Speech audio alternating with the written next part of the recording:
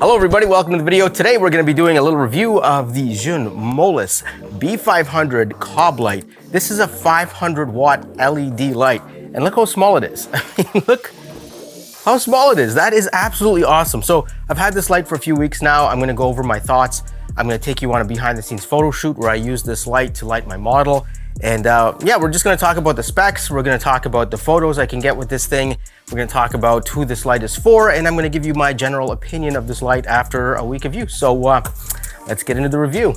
All right, before we get going, I have to tell you that Zhiyun sent me this light for review. They do not get to tell me what to say in this video. The opinions expressed in this video are my own.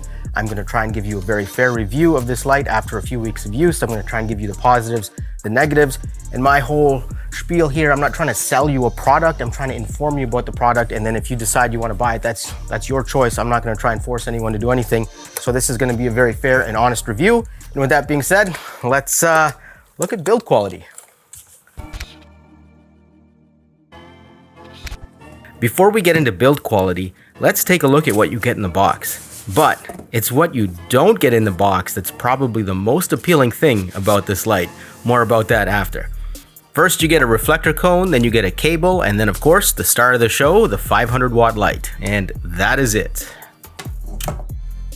All right, and when you're done unboxing, don't toss the box away. It has a nice handle and foam padding and all that stuff, so you can actually use this to transport your light. But as I mentioned before, it's what's not in the box that's so important here.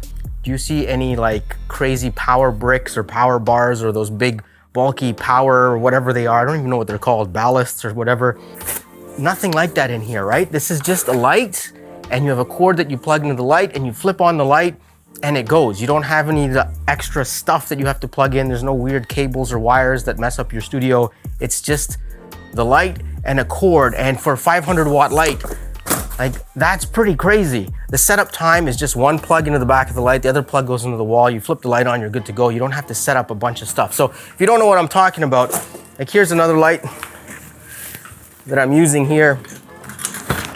And you got all these kind of, you know, power packs and things like that set up on the light, and you have to, you know, you have to plug one into here, one into there, and then all that stuff. So it's just, and you know what, it's not a big deal to plug all these things in. It's not like the end of the world. It just takes a couple seconds to plug all this stuff in. But if you're a mobile like producer, a mobile videographer, you want to, or a photographer even, if you're going on set, if you're transporting your gear from place to place, that's a huge, huge weight savings. And of course, the less weight you have, the less, you know, the smaller bags you can get, and the easier it is to transport all your gear. So in terms of convenience, like this is absolutely awesome.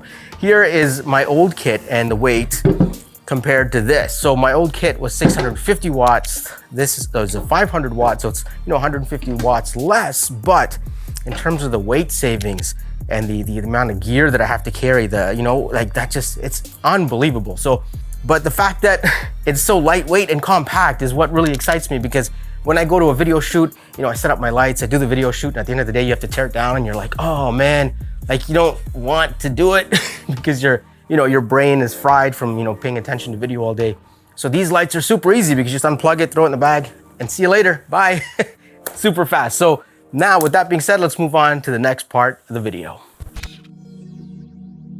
All right, so now let's talk about build quality. So build quality seems pretty good. I mean, for a light that's lightweight and, you know, it's all plastic on the outside, you can see that it's metal on the inside. If you look in there, you can see it's all pretty much heat sinks inside the light. You have 3 fans, one on this side, one on the other side, and one on the back. So, you know, what I noticed is when you're around 60 to 100%, the fans really kick in to keep the light cool, and you will hear them. All right, so now let's move on to the mount at the bottom. The mount is pretty cool. So you can see here that there's an umbrella hole. So if you have an umbrella or some kind of stand you got to push through here, it's already mounted to the light, so you don't have to get any attachments for that, which is pretty cool. The actual base plate that attaches to the light is metal, but this piece here, the shaft, is plastic. But you can see what they've done here is they've put some sort of, like, they've reinforced it with some ribbing or whatever you want to call that, so it's a little more structurally secure. So that's an awesome thing, because you definitely don't want this light falling off.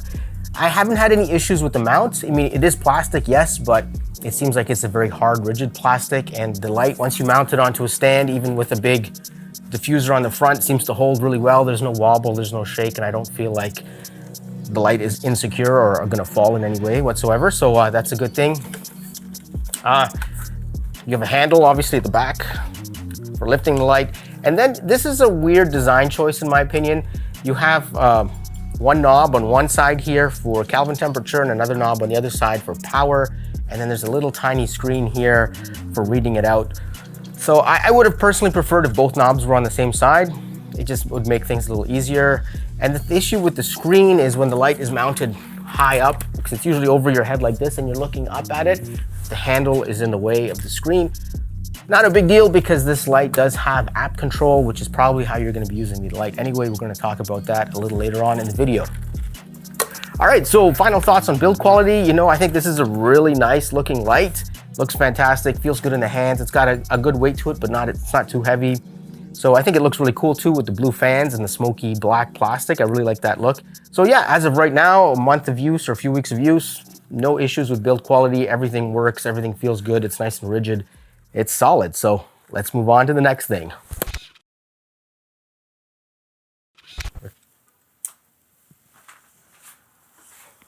All right, so we have the light on. It's at 100% power and we're gonna do a little noise test right now.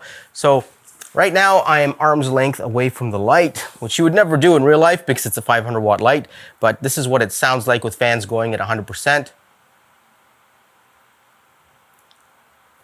Now this is with my audio presets in Premiere Pro. Now this is with no presets. And this is with the Pocket 3, which is about, I don't know, let's say 5 feet away from the light. Okay, so now, more realistically, this light would be a little further away because it really pumps out a lot of light. So we're gonna move it further back away from me. And we are probably, I don't know, let's say 7 to 8 feet away. I can still hear the fans in my ear, but can you hear it? That's with the audio presets. And now with no presets, you might actually hear some drumming because the studio next door, there's a band practicing.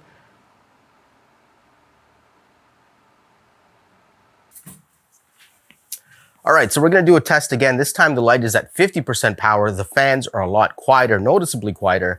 And we're gonna start off here at arm's length away from the fan again. This is with my Premiere Pro presets. This is with no presets. And then again, we're gonna move the light more realistic distance away. So it is, I don't know, let's say 7, 8 feet away. And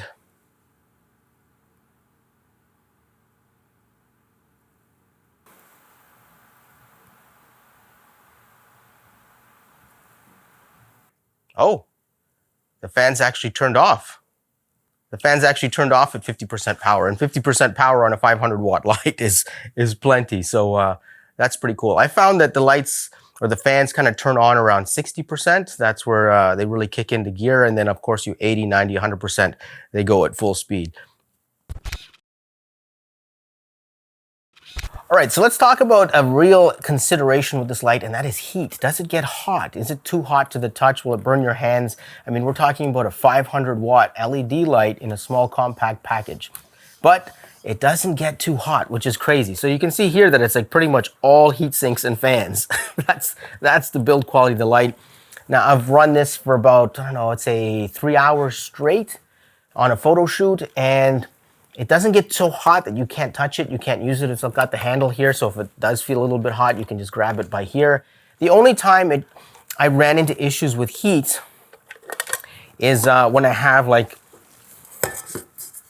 something mounted to the front. So this is the reflector that comes with the light, and it does get a little bit warm here. It's not too bad. I did a photo shoot with a gobo, so that's like a little piece that attaches over the light. And it got decently hot. I needed gloves to remove the gobo unit itself. And then I did a shoot with the snoot, which you'll see later in this video.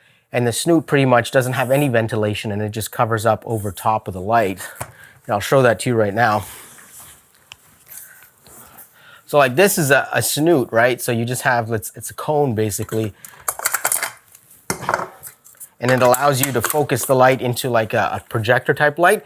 And when I was using this, there's no ventilation here whatsoever, so this got really hot. All right, so in my experience so far, the light itself doesn't warm up too much. It's never been too hot to the touch that I can't handle it, so it's fine. But the issue is here with the light modifiers, and that's got nothing to do with Zhiyun. That's your choice. You put the modifiers on there. So if you're using something like this, like a snoot that doesn't have ventilation, if you're gonna remove it from the light, either turn off the light and let everything cool down before you touch it, or get some kind of gardening gloves or construction gloves or oven gloves or whatever the case may be, and use that to handle your modifiers, because it does get hot enough that it will burn your skin. So just something to keep in mind. All right, enough blah, blah, blah and spec talk and all that stuff. Let's get to the fun stuff. All right, so I'm setting up a photo shoot here in this set, and I want to test this light out to see if it can handle a photo shoot situation. And I want to do a photo shoot over a video shoot because I find photo shoots are more challenging. With video, you're at 50th of a second, you know, your shutters are open, more light gets in, but when you're doing photo shoots, you're at a minimum of 1/25th of a second and even higher sometimes. So it's a little more challenging to test the light out at a photo shoot. So here we go. First light setup here is just the light up on a C-stand. We have a large diffuser and it's a single light setup. A small studio, so there's light bouncing off the walls and stuff, so there's a little bit of natural fill happening there, but overall super happy with the shots. I had to bump up the Kelvin in post because I had the Kelvin or light temperature set on the light to be too blue. This light can definitely be used in studio portrait work. All right, look number 2. So I did something interesting with this light setup. There's actually 2 lights. We have the B500 with a lantern modifier up high, and then we have a Molus X60 as the background light, a little bit of a hair light. And also I wanted to use a 6-star filter, so it's gonna add a little bit of a streak in the shot. So if you wanna see a review on the Molus X60, link down below in the description. And as for the filters, this is the exciting part. So we have a Tiffin enhancing filter, which basically makes all warm tones warmer, so skin tones will become enhanced. And then I have a dirty 6-star filter, and that's basically a 6-star filter that I haven't cleaned in about 10 years. So it's covered with like hand oils or finger oils or face oils, I don't even know, but it creates a halation effect. So there's a glow around the lights. It's very similar to Tiffin Pro Mist 1 filter in terms of halation. So cool little pro tip for you guys out there. Leave a little dirt on your filter from time to time for effect. And I'm super happy with how these shots are coming out, looking beautiful. These video lights were great as photography lights, and believe it or not, these are JPEGs right out of camera with a little bit of dodging and burning, and that is it. Fujifilm simulations, absolutely amazing. And here's a shot with no filters at all on the lens, so you can see what it looks like without the filters, so you have a little reference point here. And by the way, if you want to see these shots at your own leisure, you can check out the blog post link in the description below. All the shots are there if you want to go take a look at them. So now we're doing the third light setup, and I'm using a snoot on the front of the B500, and it's projecting a circular ball of light onto the wall. And then of course you can use this in different ways. You can have the model standing in the circle of light, you can have her standing beside it, around it. It just makes this nice, like, what would you call it? You would call it like indirect lighting. You can use it in different ways, and it's a beautiful type of light setup, and these snoots are super inexpensive. So if you want to pick one up for your light, go ahead. I'm really happy with how these shots turned out. It looks like it's beautiful. It's a beautiful kind of projector light, and I love this effect. And now it's time for one of my favorite lighting modifiers, the gobo. And what this does is it projects whatever shape you put into the gobo onto the wall, which is absolutely awesome. And the B500 paired up with the gobo is like a perfect match, because the 500-watt light has a lot of power, and it allows you to project a very bright, clear light onto the wall. And in this case, the pattern that I wanted to project were like window blinds that you would find in a North American bedroom kind of thing. So I was trying to create a very like intimate kind of feel, just a very homely kind of vibe with the lighting. And I think it worked out really well. It looks really good. Really happy with the way the shots came out. You can see here in the first shot, I didn't use the Tiffin enhancing filter, so you can notice how the wall in the background is kind of bluish because there's sunlight coming in through my window. And in the second shot, I am using the Tiffin enhancing filter, and you can see how everything has a warm tone. So there's the power of the enhancing filter. And if you want to see a full video about the Tiffin enhancing filter, check the link in the description. All right, and here we go. Now for the last lighting setup, we're going to do a classic sandwich technique. So we have an umbrella with the B500 up and to my left, and to my right behind the model we have the Molus X60, and that's a bit of a side light slash hair light. So it's going to add a little bit of light to the hair and the shoulder, and it's going to add a little depth to the shot, while the umbrella creates a nice soft light on the model's face. And there you go. Now you know, classic sandwich technique. And the images are very clean, commercial. And I mean, if you're shooting portraits of people, this is your #1 lighting setup. And the B500 works great for this too. So there we go. All right, it's time for a sunlight test. 500 watts of power should be enough to light up my face with natural sunlight shining on me. As you can see, I've got raccoon eyes. The sun is about 45 degrees up. It's 3 o'clock in the afternoon. I got the raccoon eyes, shadow created by the brim of my hat, shadows everywhere. We have a VND on the front of the lens as well, which is going to help me control aperture in video situations, but it also makes the shadows a little darker as well. So let's turn on the light and see if we can illuminate this mug. All right, so we have the light set to 100% brightness. It is arm's distance away from me, and is it enough light to light up the shadows on my face? It looks like I'm still kind of dark in the screen, but it's super bright here, so it's hard to tell. I'm going to take the diffuser off of this reflector.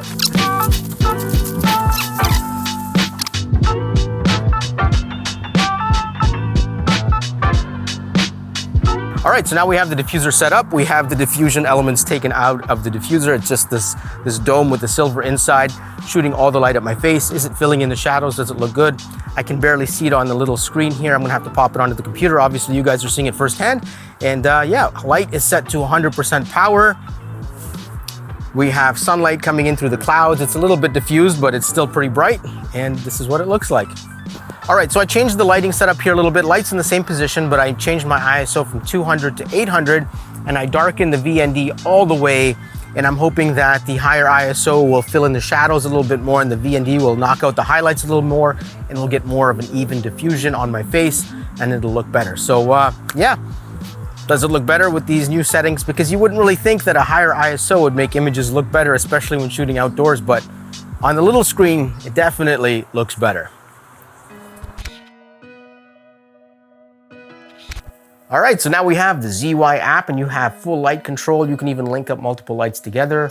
So we hit the power button and there we go. It's on, it's off, it's on, it's off. Huge advantage for this if you have multiple lights in a setup. Let's say you're doing I don't know, a TV setup or YouTube setup and you have 6 lights set up. You just hit the power button, you can turn them all on and adjust all the temperatures and everything, which is great. It saves you the time from going to each light and setting up manually. And yeah, so you have your power slider here. You have your Kelvin temperature here. This is not an RGB light, so you can't change multiple colors. And then you have presets. You have daylight, tungsten, modeling light. You even have sunlight, which is great. So if you have an open window and a lot of natural light coming through, let's lower the power there. It's a little bright. And yeah, so here you have CCT gels as well. So you have a bunch of different presets here, depending on the type of gel you're using, which is great because you know the old school method was you put the gels in front of the light. Now it's programmed into the light, so you can actually change the color here. CTO, CTB, so you got a bunch of stuff here, which is great. So really happy with this app.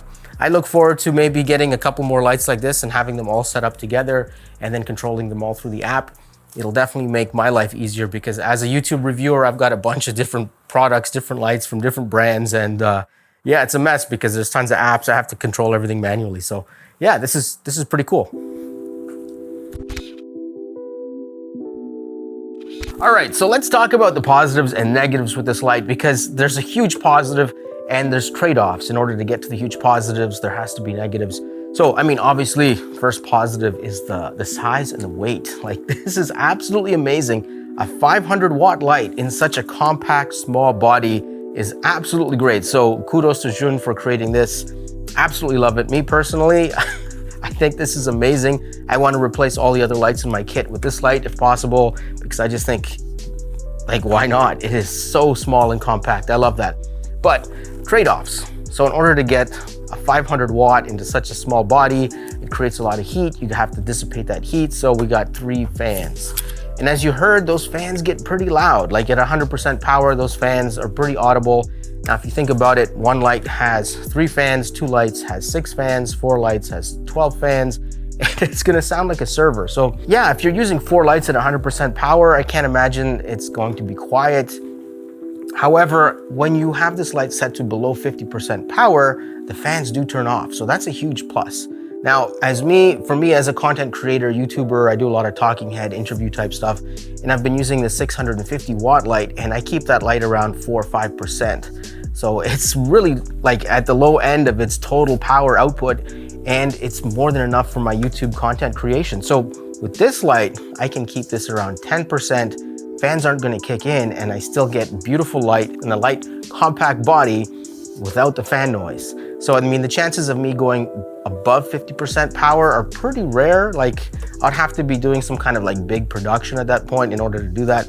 So I'm not too worried about fan noise, but of course everyone's different, so it's up to you. However you want to do things, but that's just something to keep in mind. Now the other thing, in order to keep the weight down, this light has a plastic shell. All my other lights have aluminum shells, and they're more robust. It's got a big heavy heat sink inside. I'd say most of the weight of this light is probably that heat sink in there.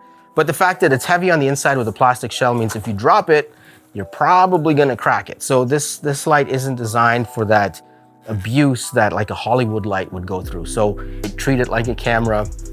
Don't toss it into a bag. Don't toss that bag into a truck. Don't, you know what I mean? Don't be rough with it, which is what you can do with some of the more professional lights, but at a price point that's way higher than this light's probably gonna be at, right? So that's the other thing. But on the other side, like, look at the size of it. Like, that is tiny. A 500 watt light, you could fit it in your backpack. You could probably fit 2 of these in a backpack. You can definitely fit these in a nice light, like rolling bag that fits lights. You can put like 2, 3, 4 of these and just take them with you on set.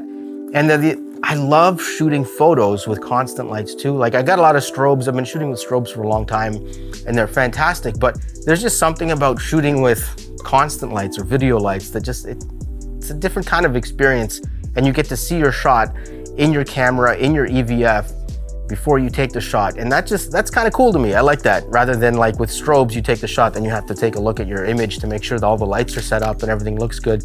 With constant lights, you can kind of see what it's gonna look like right out of the gate. So that's a huge positive. And like I said, I would really like to get some more of these lights and just build up a kit of these lights using the app. You can control them all, you can turn them on and off, and maybe I'll even have like a YouTube studio setup where I have my lights preset. I always take everything down and set everything up for every video. Why? I don't know. I like to torture myself, I guess. But yeah, I'm super happy with this light. Now, which one should you buy is the question. There is a 100 watt, a 200 watt, a 300 watt, 500 watt. Now, if you're doing streaming or you're in any kind of situation where the light is like arm's distance away from you, the 500 watts probably overkill. I would go with the 100 watt. If you're doing YouTube content, like I said, I barely even go, like, I'll use this thing at 10% power. So if you're shooting YouTube content, I would say maybe get the 200 or 300. The 500 here has an advantage. See, I haven't tested the other ones, so I don't know if there is a noise advantage. Like, if I keep this one below 50%, it's quiet, but does that still apply to the 300 and the 200 watt light? I don't know. If I can get my hands on them and test them, I will. But the 500 watt light has the advantage of being able to throw light further, right? Because there's light fall off. The more powerful a light is, the longer it can project that light before it dims. So with the 100 watt light, it's good for streamers because you're pretty much right in front of the light all the time. The 300 watt lights are great for YouTube stuff where you have the light just out of arm's reach. The 500 watt light is great for throwing light across a room. Also, if you have sunlight, if you're competing with sunlight through a window, or if you're doing video outdoors, 500 watts is a good amount of light to fill in the shadows so you don't get the darkness created by the dark side or the shadows created by the sun. So yeah, that's my thoughts on the light. All right, that brings us to the end of the video. Hopefully you enjoyed that. I tried to give you a very fair and honest review, so if you appreciate that, leave some comments down below. Also, if you have any questions about the light, leave your comments in the description and I'll do my best to get back to you. And if you want to thank me, I have affiliate links. All the products I used in this video are linked down in the description. If you pick something up, it doesn't cost you anything more, but it does help out the channel a little bit, and I would totally appreciate that. So yeah, with that being said, this video is over. Thank you for watching. Appreciate that you're all here right to the end. It means a lot. And I will see you guys in the next video. We do some more photography, videography related stuff. All right, peace out. Have a good one.